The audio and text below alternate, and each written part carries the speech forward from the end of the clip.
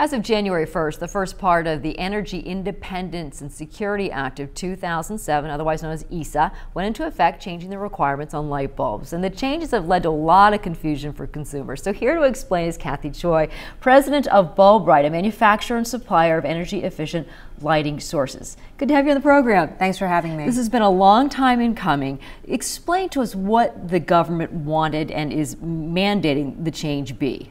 So essentially the change happened at the beginning of the year, and what it has to do with is energy efficiency and how we can consume less energy by changing out a light bulb. All right, and many folks, I've heard them, even myself, they're panicking a little bit. They want to hoard light bulbs because the fear is the incandescent bulb is going by the boards and we're going to be stuck with fluorescents or LEDs. That's not really the case, is it? No, it's actually not. We have three options consumers will have. The 100-watt was recently phased out at the beginning of the year, and the first option, which looks, as you can see, very similar to what you're used to, is a halogen, which is a type of incandescent light bulb. All right, let's take a look at what the government is requiring.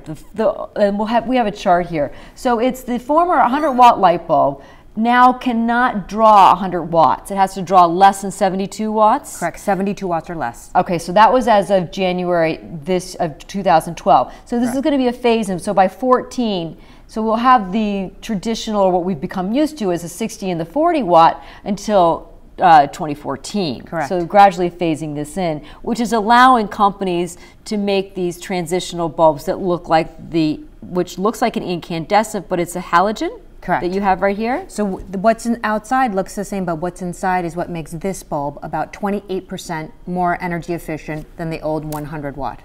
Now, is this bulb, one of the biggest complaints has been the color of the light. Right. With fluorescence, and with LEDs, it's a much colder kind of light. What is this new bulb going to look like? This halogen light bulb is very similar to what you're used to, the warm glow of incandescence, which is where the word incandescent comes from, and it can also dim like you're used to as well. Oh, it can? Yes. Because right now, for industrial purposes, I think stage purposes, and so there are some other, I don't know whether it's some of the other needs for bulbs, they're going to be able to keep those, right? Correct. All right. But the home use, and these are the ones that we're used to seeing, this is going to change. Right, so the government put together a 3-year phase, not only to help manufacturers come up with the most efficient technology, but also in the education process of telling consumers what energy efficient options are, to give people time to understand how to shop for light bulbs now. Will this halogen version, will this last as long or longer than the traditional incandescents we're used to? So this halogen light bulb is more energy efficient and will last about the same amount of time as an incandescent. Okay, then you have the other bulbs. Now, yes. And you can, even though this is halogen, you can touch the bulb, you don't have to worry about the oils from your hand. Correct. Shortening the life. That's correct. Okay. The other bulb that you have here is the LED bulb. That's right. Now, will you be able to put that into a lighting socket that you already have? Absolutely. The socket on this bulb is the same as this bulb. So these can go into the same exact sockets that you have your 100 watt going into currently. Let's backtrack a minute. Yep. This bulb, will this cost the same as these bulbs? These bulbs will cost a little bit more than your incandescents initially at the cash register, but where you're going to see a savings is on your electricity bill. So again, you get to save energy and save money. It's a win-win. Okay. Now this LED bulb, yes, this is a much heavier bulb. Yes, it is. Because of the electronics that go into making this bulb. It is heavier, but this is the most energy efficient option out there. The challenge with LEDs and why we call LEDs the lighting of the future is this is not yet at a 100 watt light equivalent. It will get there, but not right now. Okay, and the light looks to me like it's a directional light going straight up as opposed to completely surrounding the bulb, because you've got to hide the mechanics. So this is part of the heat, this allows the heat to dissipate appropriately from the LED, but yes, this will have a little bit less omnidirectional overall light than an incandescent. And is this bluer? Colder?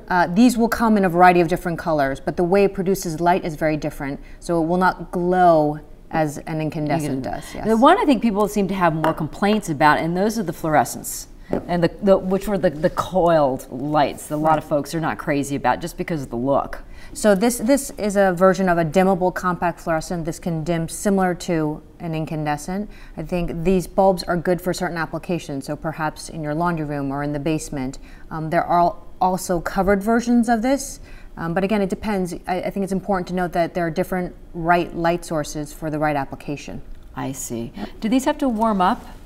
These, depending on how much the light output, yes. So a 100-watt equivalent does take a little bit of time to warm up. All right, we're going to be talking a different language about light bulbs now in the future. We're not going to be talking about watts anymore. That's correct. The labels, I don't know if we'll be able to get a shot in the control room on this, but the labels on light bulb packets are now going to be almost like nutritional labels, aren't they? That's correct. So as part of the legislation and to get consumers to think about light bulbs instead of watts, think about how bright a light bulb is, because ultimately that's what we're trying to achieve. I want a certain amount of brightness from my light bulb.